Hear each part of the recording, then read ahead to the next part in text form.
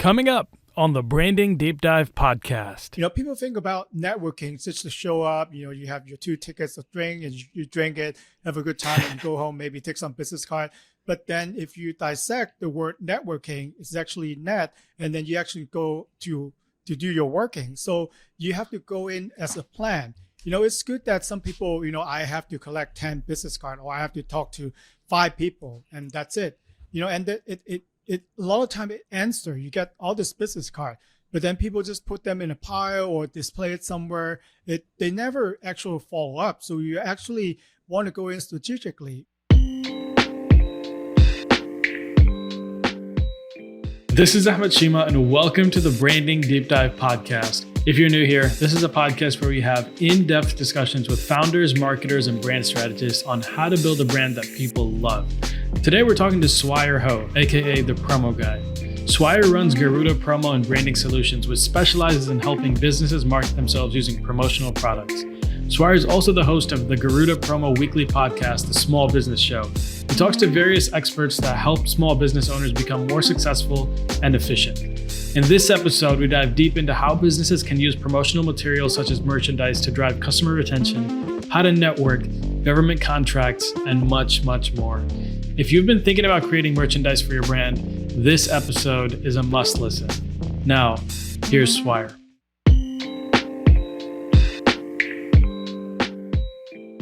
Swire, welcome to the show. Thank you so much for coming on. It is a pleasure having you. For the audience that may not be familiar with who you are and the work you do, can you give them a brief introduction? Sure. It was a pleasure to be on the show. My name is Swire. People also call me the Promo Guy. I'm in the promotional product industry. What I do is I help customer grow sales, retain customer, and then thank their customer with branded products. So happy to share more ideas and common practice and some misconception that people have with the promotional industry with you today. Yeah, how did you get into this space? I feel like this is a space that is not necessarily one of your traditional career paths. You know what I mean? Yeah, no one actually wanted to study and I want to be in the promotional product business. It somehow ended up to be in this industry. I started my first business in 2003. I have a recording engineer background. So my first business, we were in CD and DVD replication. So we make copies. If you're old enough to remember CD and DVD, we do them for record labels and also film company. Along the way, when bands want to go on tour, they ask if we do t-shirts, if we do hats. So then they could bring it with them to sell on tour. And film company wants to do red carpet. They want to give back. So we kind of dabble into the industry. And in 2013, we sold the CD DVD business and focused exclusively in promotional products. So for a small business, I think what I'm really interested in, like if you see the thing I'm wearing right now, this is actually one of those we went through. I think it's called Merchology. I'm sure you're familiar with some of these other players out there as well, like Custom Ink and stuff. Like we did it for like a volleyball team that we sponsored. And it was just kind of like, oh, get your logo on there, that kind of thing. And it was like cool. But I'm interested to hear is there, for small businesses that are looking to promote their brand, what are usually like the use cases? Like why, like how do they usually do? Is it more of a customer retention tool, or is it, is there anything that they usually, can you sell stuff, or how are small businesses kind of reaching out to you, and what are they usually looking to do? That's a great question, and there's a lot of different ways that we could, answer this question. But the first, I would like to suggest that, you gotta develop your ideal client first, because if you don't know who the gifts are for, then you're kind of doing it for everyone. But as a small business, at standpoint, we don't have an unlimited budget. Even for big company, they don't give their promotional product to everybody.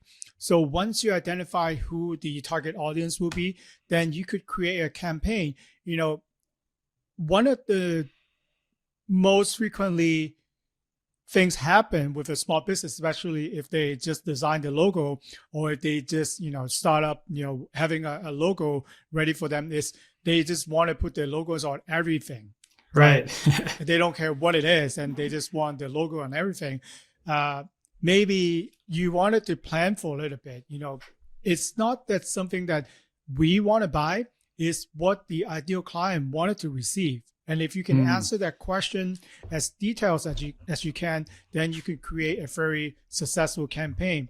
And also you have to think about, what kind of experience can this promotional product or even branded merchandise creates emotion for the recipient.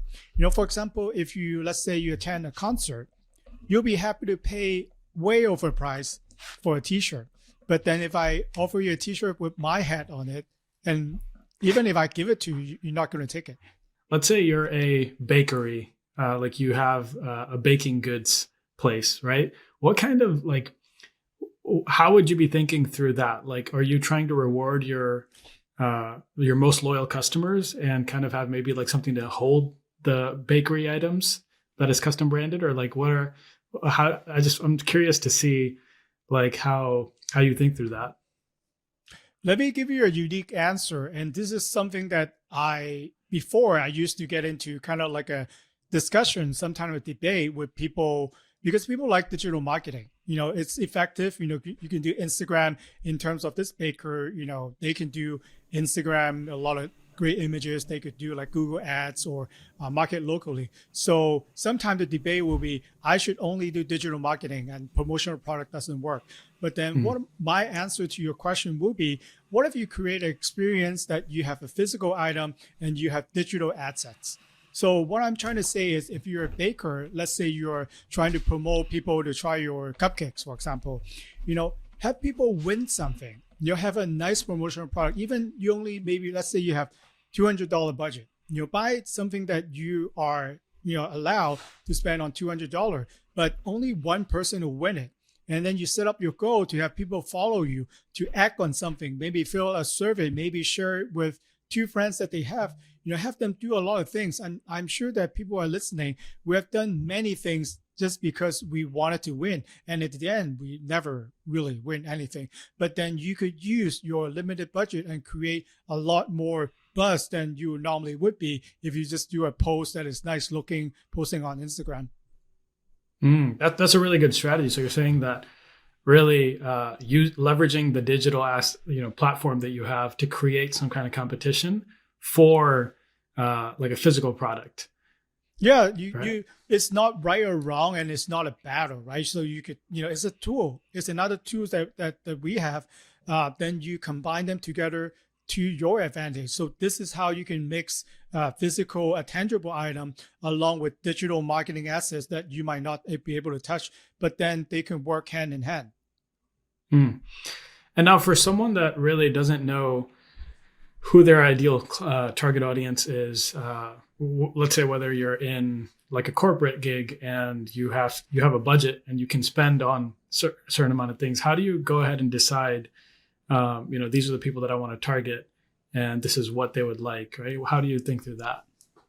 Let's say, there are 2 popular scenario. Once you have been in business for a while, so I would suggest to go to your accounting system, sort by the amount of revenue or whatever matrix that you want to track of the past 10 clients that order from you the most, or whatever matrix that you have.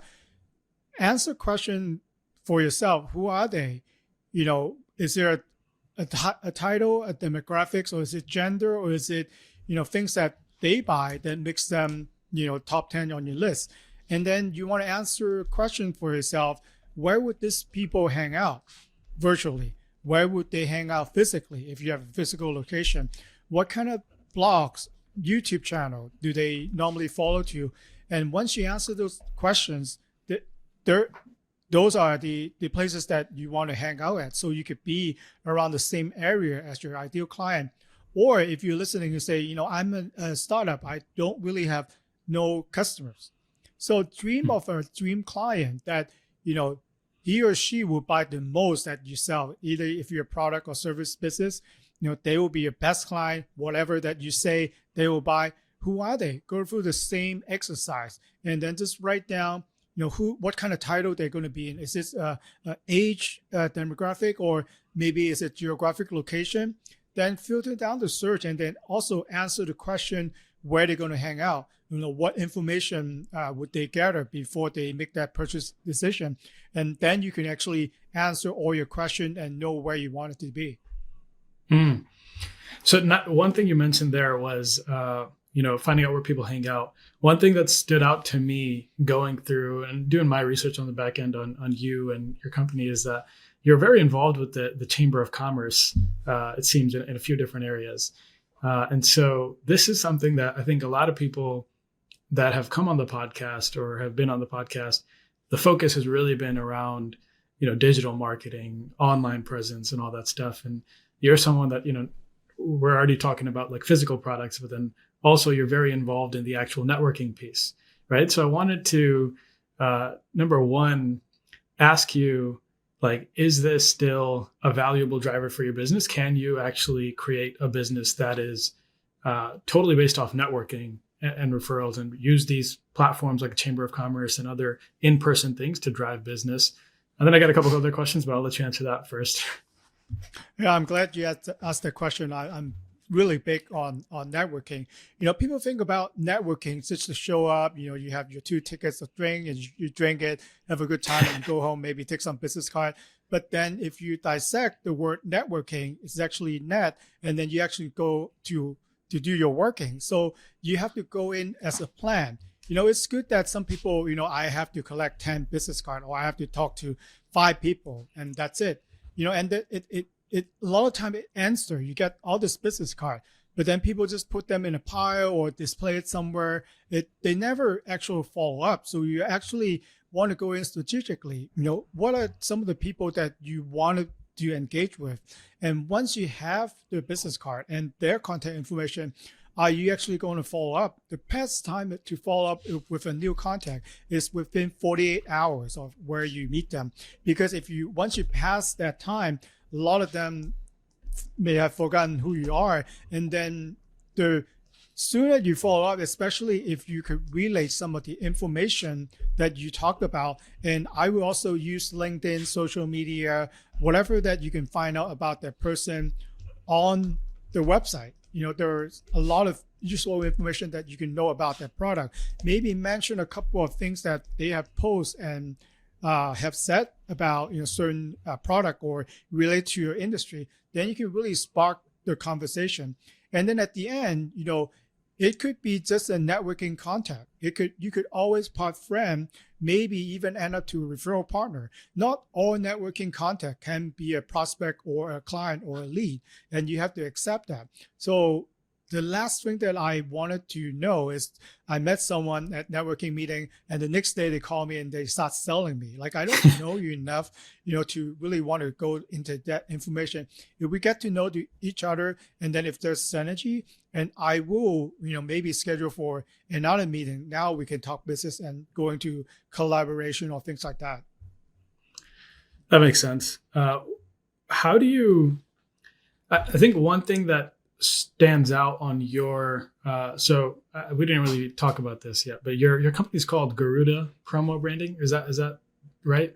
Mm-hmm. Okay. So Garuda, you guys do a lot of things, right? And one of the things that I struggle with is like, when I go to like a networking event, like I do a lot of things. And also like some of the small businesses that I would represent at these things, like they're capable of doing many things, right? So how do you know like what you should be communicating to people about you and the company that you're representing at these, so that like you're not confusing people and then they know exactly what you have to offer?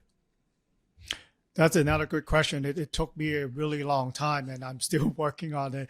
So I now have 7 questions that I would, ask, the people when in networking. So these are filtered down because if I tell them I have access to 10,000 different products, if I name even like 5 of them, I kind of lose them and they walk away. But what I realized, most people come to us and I would think about their pain point depending on the title and then the nature of the business. Either, especially when they're at networking meeting, they want to grow sales. Everyone loves to grow sales, right? Especially if you're in networking meeting, you pretty much want to grow sales. And then right now, with the pandemic, a lot of actually C-level executive and HR representative, they wanted to retain their key employees because they know it's important to keep the best assets in the company. And a lot of people are losing right now because working virtually, you have a lot of options. You could work with basically any company in the world right now with remote working. And then the last piece is what I'm passionate about is how can you create a unique customer journey path so that you could keep all your client and turn them into a mini advocates for your brand. Mini advocates for your brand. What can you explain that concept? What is that, and how do you actually take a customer to that level? Well, there are different customer, right? We have transactional customer, which I buy from you once and you never hear from me again. There are, happy customer that, are maybe they're willing to tell their friends, their wife about your product and services. And mini advocates are really passionate about a brand that they will do anything to tell anyone about your business without you even paying them. For example, a good mini advocates and a good it's not customer, but it's a journey, it's university. Think about a university journey. When you are, let's say in your junior year, you get all this mail coming from university, hoping you will study with them. Once you are in the university, you have your experience, hopefully a great experience in the university. And afterwards, they have their alumni network. So you basically go through your entire life with the journey that they actually set path for you. What if a company can create something like that for before you become a customer, while you're buying your product and services with them, and after you finish, they actually do set you on the right path that you're able to promote, act on whenever that they're trying to reach out to you and need, maybe your interaction with the brand. How would you think, that company would do compared to you have no implementation for how to let your customers succeed? That's a really good example. I think, I think back to my own university days, and if I got an email from my university, hey, we're looking for this, I'm there, so that's a really good example. And one you buy like apparel item that you wear to work, and you tell, when people ask you where you go to school, they don't pay you, right? You pay to go to school. But you say all the things that happen during your time over there at your school. And then that becomes, you becomes a mini advocate for them. So you actually, doing it for them. Yeah, they figured it out, man. One thing I wanted to ask you about is building a customer retention program. And really through the lens of like small businesses, right? What are some things that you've seen that have worked, and how should like small business owners be thinking about creating some customer retention program? I know when we kind of talked before, you mentioned that most companies don't even have any budget for this, right? So how should you be thinking through this, and what does it look like for small business owners? Well, we might not have the budget, the outreach as, a big university, right? But what we do have as a small business owner is we have the human relationship with our client. So if you're small enough that you are actually the face of the company, interact with the company, then people know you by your first name, hopefully by the time they finish working with you. And I think the first that you can do, and it doesn't cost you anything, is to check in with your customer. A lot of time we get a survey, or we get, a mail in that send in, rate your service, and then you just do whatever, and maybe they give you a $10 gift card, and you fill out the survey just for the $10 gift card. But what if someone really call you on the phone and ask you, how was your experience, working with us? Are there any things that you would like to improve for your experience? And then sometimes you get wonderful review, that's great. But sometimes you do get people saying that, I wish you to do certain things better, or maybe your presentation can, change a little bit, or maybe I like you to do something else that you didn't have in the experience. And do you keep an open mind, and you want to be quiet and listen to the comment?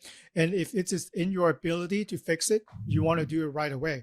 A lot of times when we call a big company and we talk to the call center, they sound really nice and professional. but you know that whatever that you're saying to them or complain to them, they will never fix it. They will never do anything.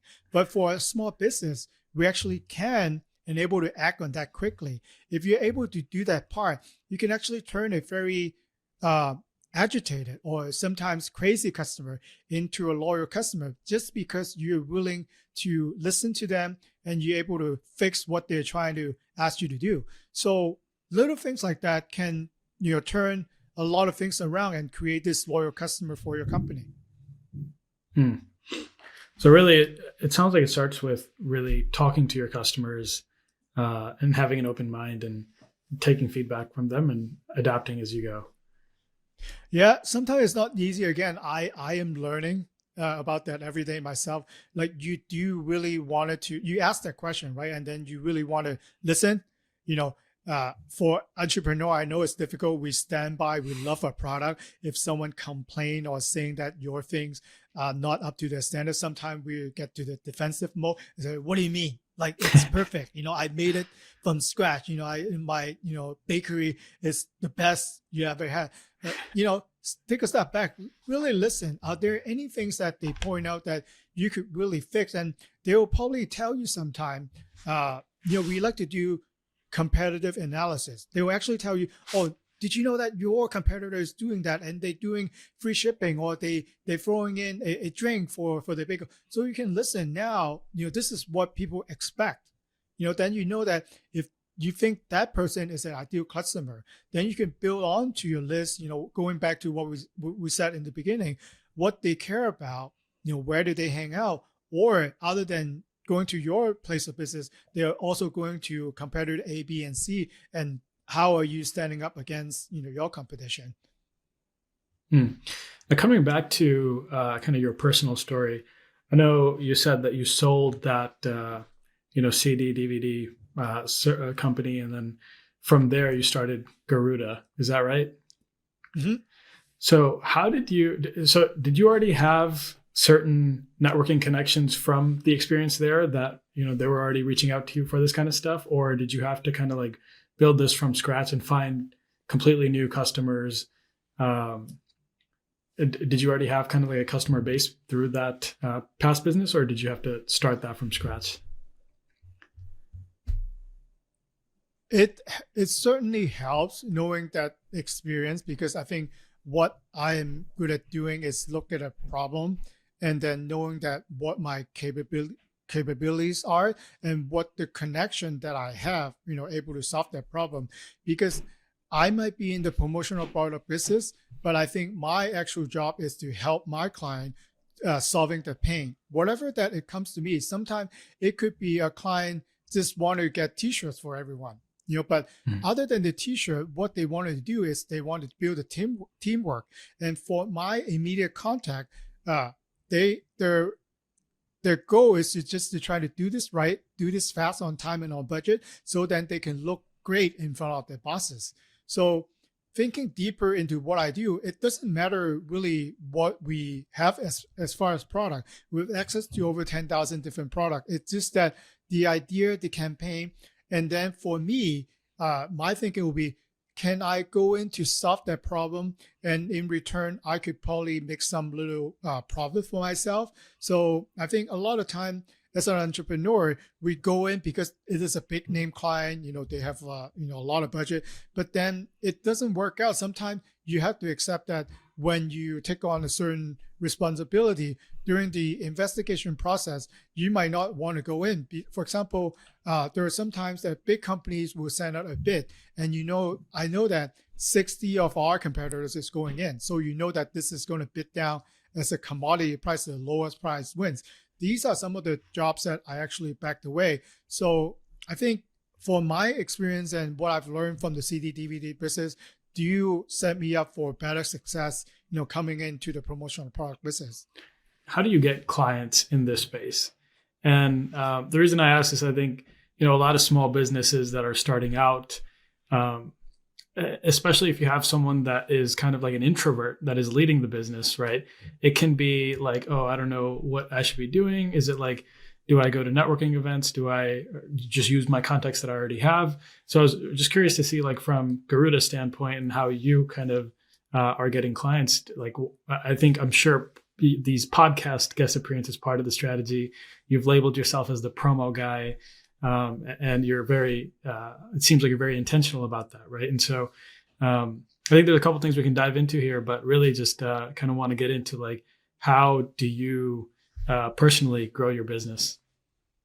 Great question. So the first question that I have for myself when I started full time on promotional product is, who is one organization or a company that can have unlimited budget, who also will never go out of business? You want to guess the answer? Unlimited budget and will never go out of business. Unlimited budget, and then essentially they will never go out of business. I don't know. It's our government. If they want, they could have unlimited budget, and if they will go bankrupt or whatever that it is, then we're in much bigger problem, right? So that's right. Actually where I target in when we started, because like you said, it's a brand new company. We are under a new name, so people will ask you, especially if you are in your journey, customer will ask, who have you worked with? Can you show me some references? If you're starting out, that's something that you stumble on, and then you try to, create something that kind of impress your client. So we actually look into government contracting. And if you're listening, if you're intrigued by that, the government actually buys everything that you might be a products provider or you do services. They buy anything from, the buyer from the county. Actually, I talked to them. They actually make a joke. We buy everything from trout for a dam, all the way to toilet paper. We buy nuclear waste disposal services. So anything that you have available, we probably will have a department that have needs for that. So, but it's a big organization. There are different resources that are available at depending on which state, which city, which county that you belong to. They have free resources. They actually have free workshop that I attend a lot of to know how to do business with them. And then I distinguish myself by having some of the certification that we have. We are a certified minority-owned business, women-owned business, SBE, to name some of it. Then we know that with the government, they actually have set aside budget. If you're a minority, you actually want to raise your hand when you work with the government. They actually have a set aside program that only minority-owned company can work on. So imagine that your competition may be 500 times bigger than you do, but just because you have those certification, you're in. There are a couple of jobs that we actually work with the Army on the t-shirt just because we are minimum business. So compared to 500 company going after one job, there are only 3 company. The other 2 company are consultant for communication. They don't really do promotional products. So the chances of we winning that going in was really high. So once we have that, we have the government in our references, then it's easier to contact other company. We have worked with the county, the city before, and we like to develop relationship too. So I think it's a process. I'm not saying that it's easy. It takes a lot of paperwork, but that's kind of the long story short of how we got really jumpstart the new company in the promotional product space. I appreciate you sharing that. That's actually that's the first time I've heard that, and it makes a lot of sense. So you're saying that essentially you found out your target audience is the government, and then you kind of work backwards to understand, what do I need to do? What kind of boxes do I need to check to put me in a good position for? So you said they have bids? That different process. So I'm basically taking you what we talked about in the beginning. So I identify the ideal client, and then I filter down, who they are, where do they want to be, where do they hang out, and I figure out all that. They have a lot of different programs, right? So again, check on your local offices. They have federal contract, they have state contract, county, city, down all the way to community outreach. It could be a bid, or you can actually schedule your time with some agency to actually pitch them with what you're trying to do. You can actually have, I think, 15 to 30 minutes of their time. Doesn't matter, what you are at what stage at your company. If you have an idea, they actually want it. They actually this they I think they are not doing a good job to advertise this, but every year they have the quota that they need to spend on small business or women-owned business or minority-owned business.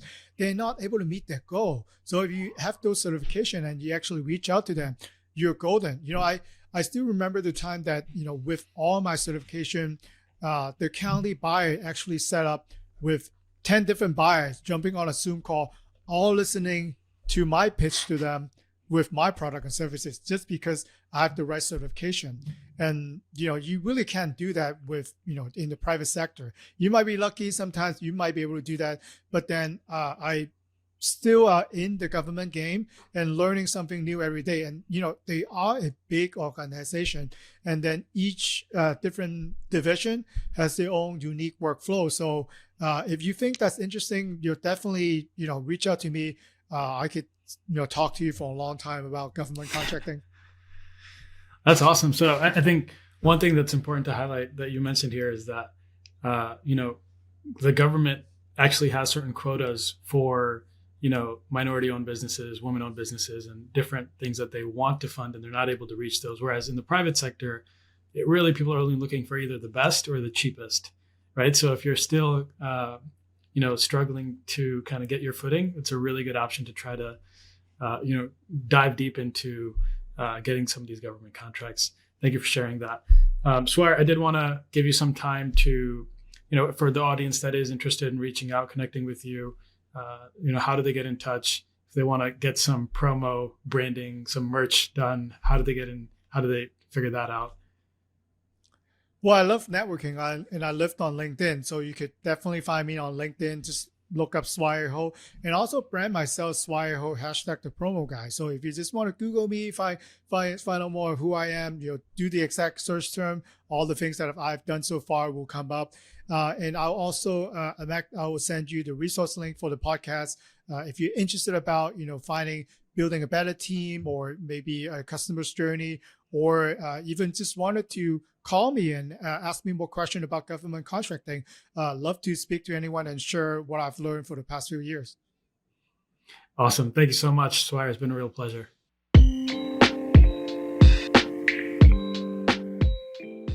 Now, as always, I have my key takeaways from this episode. But before we get into that, I want to share a clip with you from our discussion with Peter Lindbergh on building an innovative company. I learned more about what problem am I fixing than what product am I developing. And that's really, really important. So if you then start building a website and you open up an AdWords account and you find people that are looking to solve this problem and you send them to your website, you can, for $10 a day, can get maybe, the clicks are expensive. They're maybe 25 cents. So you get 40 people every single day that will go to your website. You put Hotjar on it. You figure out what they do on your website, where they stop looking, where they click and whatever. And that's how you start the process. And then the first one that buys may cost you 20 days or maybe even a whole month. But that's how you learn, and you try to optimize for that. And really, if you start with that from day one, it's not about the product. It's about, can I convince people that I can solve this issue, this problem for them? And then you're on to something that has a commercial success.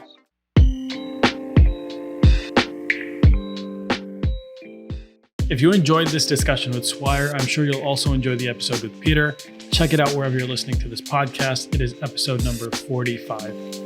Now, here are my key takeaways. Number 1, don't just show up to networking events. Have a strategy and follow up consistently.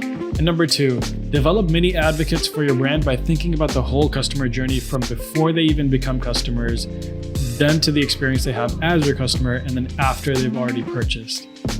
And that is all for this episode. If you enjoyed this discussion, the easiest way to help out is to leave a review and share with a friend. Thank you so much for listening. We'll see you next episode.